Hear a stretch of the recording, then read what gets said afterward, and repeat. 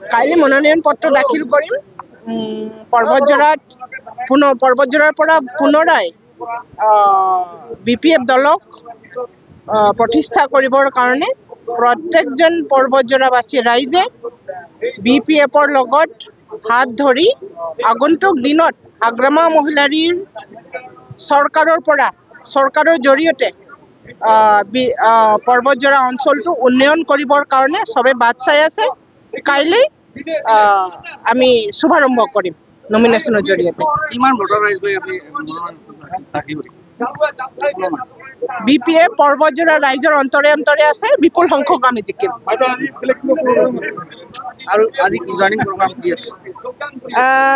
আৰু কিছুমান আছে ৰাইজৰ লগত ইণ্টাৰেকশ্যন, যুৱ সমাজৰ লগত ইণ্টাৰেকশ্যন, কিছুমান খেল ধেমালি প্ৰতিযোগিতাত অংশগ্ৰহণ কৰিম।